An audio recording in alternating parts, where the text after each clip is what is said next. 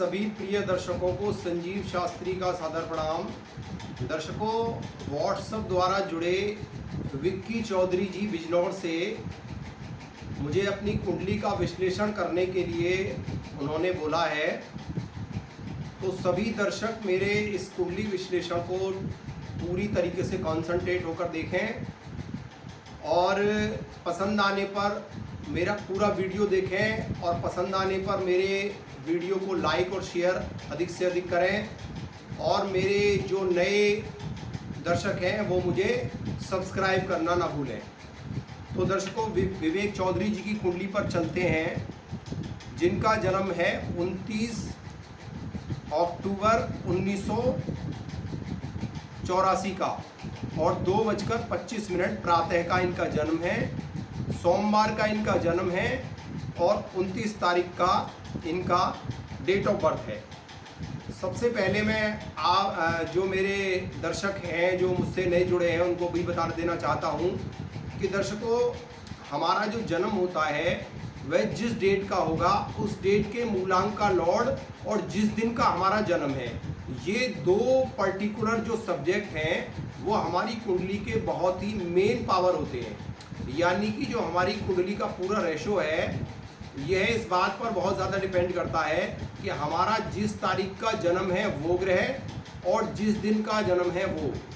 एक तो जो हमारा डेट ऑफ बर्थ का मूलांक का लॉर्ड है, जैसे कि इनका 29 तारीख का जन्म है और 29 तारीख का लॉर्ड चंद्रमा बना और सोमवार का इनका जन्म है, तो चंद्रमा और सोमवार ये दोनों जो है एक ही थैली के दो पार्ट हैं, यानी कि एक दूसरे के पूरक हैं। तो चंद्रमा जो है उसका दिन सोमवार ही होता है, यानी कि इस कुंडली में जो सबसे ज़्यादा रेस्पॉन्सिबल प्लैनेट हुआ वो इनका चंद्रमा हुआ, या ये कहें तो अतिशयोक्ति नहीं होगी कि इनकी कुंडली में चंद्रमा जो है वो मोस्ट रेस्पॉन्सिबल प्लैनेट हुआ। तो चंद्रमा इनकी कुंडली में, क्योंकि इनका सिंह लग्न है, 18 डिग्री की इनकी लग्न है, तो लग्न इनकी फुल मैच्योर है और लग्न लॉर्ड की प्लेसमेंट इनकी 3rd हाउस में है, जो कि सूर्य इनका नीच राशि में है।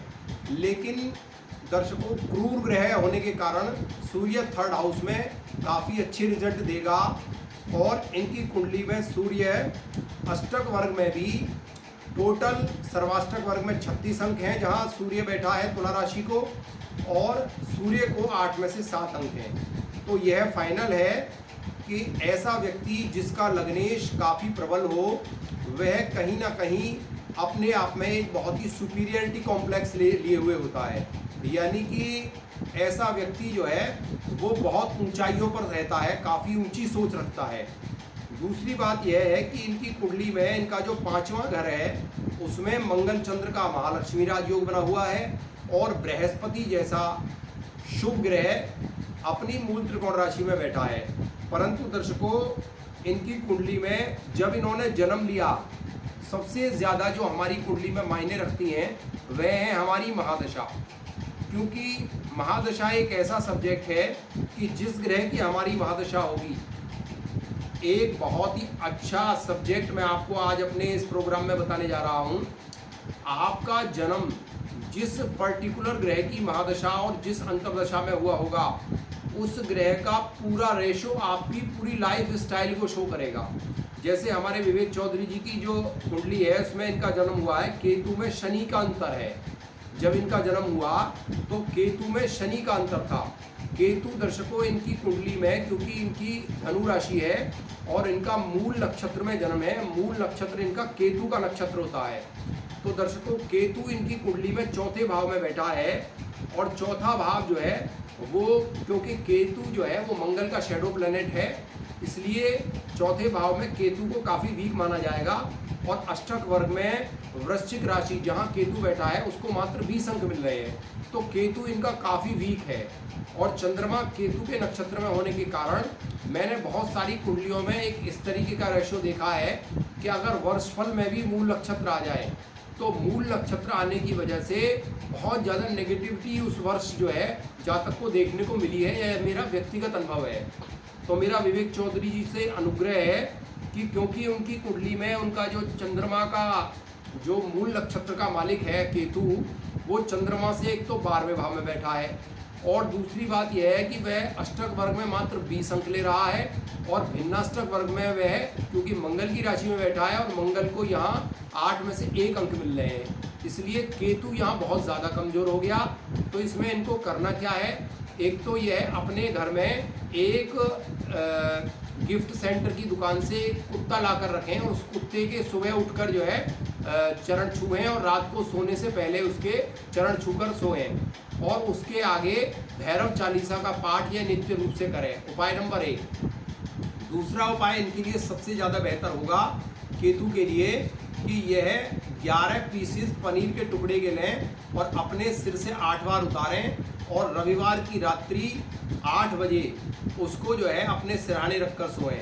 11 पीसेस ले लें पनीर के टुकड़े के और सोमवार की सुबह प्रातःकाल उसी टुकड़े को एक बार पुनः अपने सिर से 8 बार उतारें 11 टुकड़ों को पनीर के टुकड़े लेकर और उनको यह कुत्तों को खिलाएं। अगर काला कुत्ता हो तो द बेस्ट, क्योंकि इनका जो सबसे ज़्यादा नेगेटिव पॉइंट है वह है इनकी कुंडली में इनका सोमवार का जन्म होना और सोमवार और 29 तारीख का जन्म होने के कारण चंद्रमा मोस्ट रेस्पॉन्सिबल प्लैनेट है। वर्तमान में चंद्रमा की महादशा भी चल रही है जो कि चंद्रमा इनकी कुंडली में 12वें घर का व्ययाधिक्य कराने के लिए बिल्कुल एकदम मोस्ट रेस्पॉन्सिबल प्लैनेट है और 12वें घर की इनकी दशाएं चल रही हैं और 12वें घर का लॉर्ड होकर चंद्रमा इनकी कुंडली में पंचम भाव में बैठा है।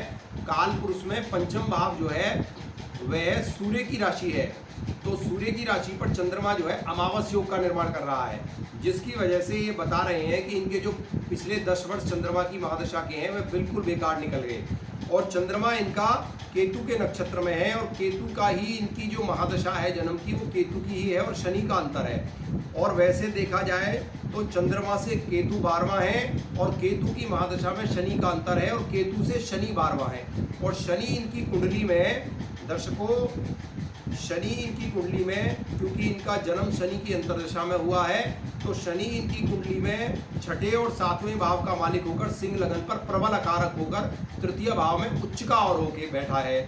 तो प्रबल अकारक होने से उच्च का शनि इनको भाग्य में काफ़ी डिफीटिंग ऑर्डर दे रहा है, क्योंकि मारक स्थान का मालिक होकर शनि इनके भाग्य को देख रहा है।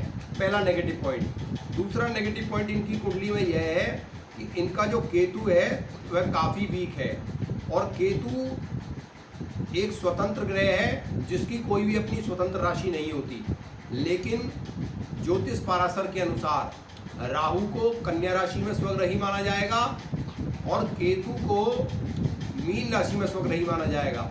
तो केतु भी इनकी कुंडली में मीन राशि इनकी जो सिंह लगन है उसमें 8वें भाव में पड़ रही है और 8वें भाव का मालिक भी केतु है, यानी कि अगर इनका हम जन्म की महादशा देखें तो केतु जो कि 8वें घर का मालिक है और शनि इनकी कुंडली में छठे और 7वें घर का मालिक है, यानी कि इनका जो कॉम्बिनेशन है वह छठे 7वें 8वें भाव से बन रहा है, जो कि बहुत ही नेस्ट हाउसेज हैं। यह सभी ज्योतिष के जानकार जानते हैं।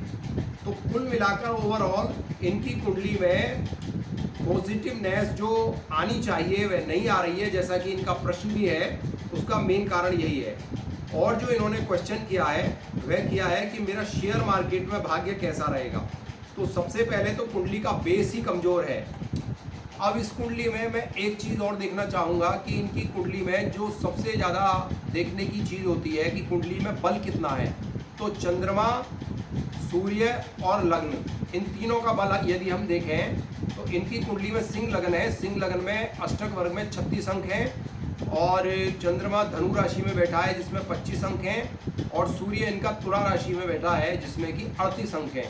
तो कुल मिलाकर इनका लग्न का जो बल है, यानी कि टोटल जो चंद्रमा, सूर्य कुंडली, चंद्र कुंडली और लग्न कुंडली का बल है वह रेशो इनका काफ़ी अच्छा है, क्योंकि मात्र चंद्रमा को जो है 25 अंक मिल रहे हैं, लेकिन सूर्य कुंडली को और लग्न को 38 और 36 क्रमशः बिंदु मिल रहे हैं, जो कि काफ़ी शानदार हैं। अब इनका मैं आने वाले समय का प्रेडिक्शन करूं, इससे पहले मैंने इनका प्रश्न लिया था कि इन्होंने यह प्रश्न किया है कि क्या मुझे शेयर मार्केट में किस तरीके का मेरा भाग्य रहेगा। तो दर्शकों, शेयर मार्केट के लिए सबसे पहले हम इनकी कुंडली का पंचम भाव और शुक्र देखेंगे। शेयर मार्केट के लिए पंचम भाव और शुक्र का देखना बहुत ही ज़रूरी हो जाता है। तो पंचम भाव में इनकी कुंडली में गुरु, मंगल और चंद्रमा बैठे हैं। मंगल और चंद्र का महालक्ष्मी राजयोग बन रहा है, जैसा कि इन्होंने मुझे व्हाट्सएप पर संकेत भी किया है। मंगल इनकी कुंडली में 23 डिग्री में है और चंद्रमा इनकी कुंडली में 10 डिग्री में है। जैसा कि मैंने और कुंडलियों में व्यक्तिगत अनुभव के आधार पर पाया है कि यदि चंद्र मंगल का महालक्ष्मी राजयोग आप देखें अपनी कुंडली में, कोई भी पर्टिकुलर जातक देखे, तो मात्र उसमें 7 डिग्री का डिफरेंस होना चाहिए। जबकि हमारे विवेक चौधरी जी की कुंडली में मंगल और चंद्रमा का जो युति संबंध है उसमें 13 डिग्री का अंतर है। तो सबसे पहले तो विवेक चौधरी साहब, मैं आपको यह बता दूं कि आपकी कुंडली में मंगल चंद्र का जो लक्ष्मी योग है वह बहुत ज़्यादा प्रभावशाली नहीं माना जाएगा, क्योंकि उनका जो डिस्टेंस ऑफ डिग्री कैपेबिलिटी है वो काफ़ी अंतर में है, पहली बात।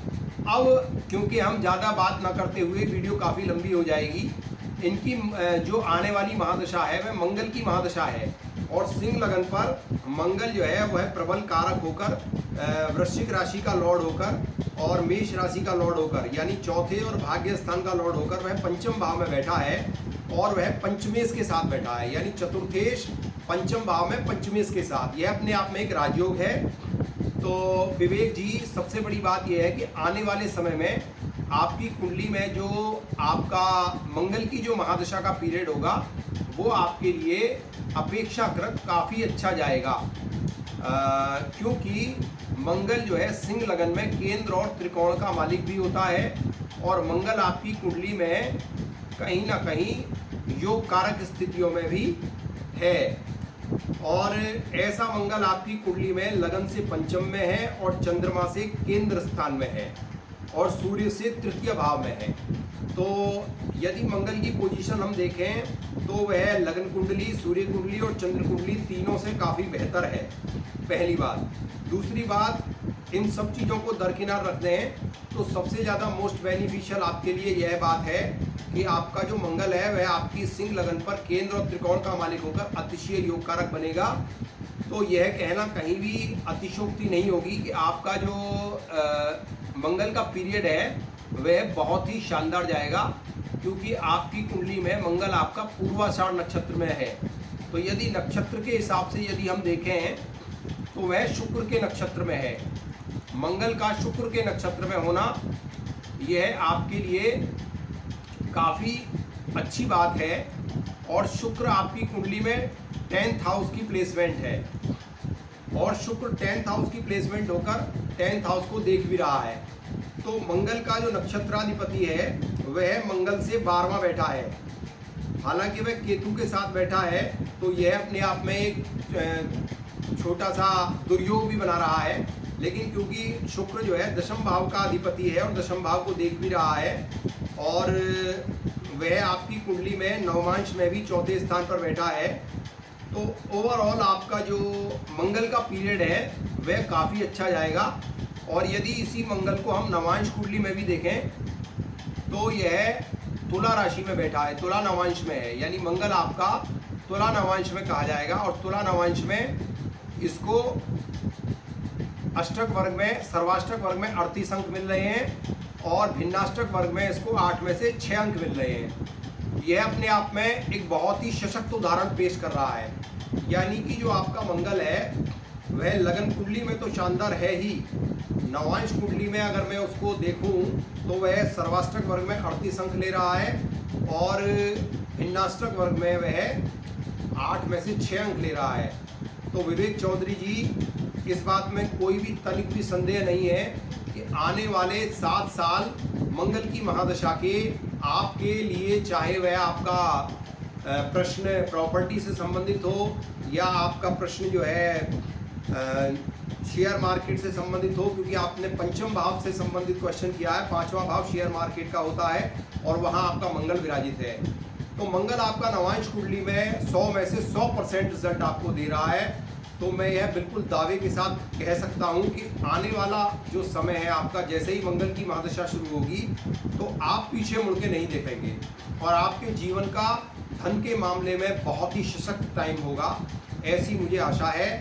तो आप बिल्कुल चिंता ना करें। 7 वर्ष आने वाले आपके लिए, आपकी संतान के मामले में, आपकी फाइनेंस के मामले में, आपके सेहत के मामले में अति से अति मैं यह अतिशोक्ति नहीं कह रहा हूँ, मैं अपनी प्रामाणिकता के आधार पर कह रहा हूँ कि मंगल आपका नवांश कुंडली में बहुत ही मार्वलस पोजीशन में बैठा है। तो मैं अपनी वीडियो यहीं समाप्त करना चाहूँगा, और यदि कोई और विशेष क्वेश्चन रह गया हो, क्योंकि वीडियो काफ़ी लंबी हो जाएगी, अंत में मैं आपसे यही कहूँगा कि आने वाले 7 वर्ष मंगल के लिए बहुत ही शानदार है, इसमें कहीं कोई शक नहीं है। आप जो है 100 में से 100% मंगल का शुभ रिजल्ट आप लेंगे, ऐसी मुझे आशा है। आज के लिए इतना ही। मेरे सभी प्रिय दर्शकों को मेरा सादर प्रणाम। नमो नारायण। जय माता दी।